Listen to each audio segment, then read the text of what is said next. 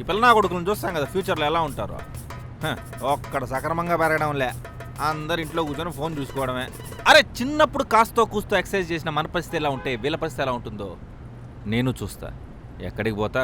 సరే సరే అన్న, కూల్. అయినా నువ్వు కూడా చిన్నప్పుడు ఎవరినో ఒక అంకుల్ అని ఉంటావు కదా, వాళ్ళు ఎంత ఫీల్ అయి ఉంటారు. ఈ పిల్లలు కూడా నీ ఏజ్కి వచ్చాక ఎందుకన్నామా అని ఫీల్ అవుతారన్నా. వదిలే అన్నా. అంకుల్ బాలియరా?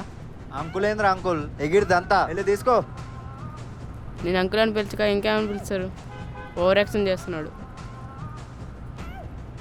అవునరా, నన్ను ఒకడు అలానే తిడితే వాడు చచ్చిపోవాలని కోరుకున్నా, వీడు కూడా అలాగే తిట్టుకుంటాడంటావా? నువ్వు అనుకున్నప్పుడు వాడు అనుకొని ఉంటాడా? ఖచ్చితంగా అనుకొని ఉంటాడు. ఇంకా ఎక్కువ శాపడతలు పెట్టిండొచ్చు, చెప్పలేం. అసలే చిన్నపిల్లలు చాలా పవర్ఫుల్. రే నేను తిట్టుకున్నాక వాళ్ళకి నిజంగానే యాక్సిడెంట్ అయింది. వీటితో ఎందుకు వచ్చింది గొడవ? ఇడేడి రే బాబు, రే బాబు. నా పేరు బాబు కాదు, ఆర్జేష్. అదేలే ఆర్జేష్. ఇందాక నేను తిట్టానని ఏం ఫీల్ అవ్వ మాకు. కావాలంటే నా నంకులేంటి తాతను కూడా పిలువు, నేనేమనుకో. కాకపోతే ఇందాక నా మీద ఏమైనా శాపనార్థాలు పెట్టింటే వదిలేసే. అలాగే తాత, బాయ్.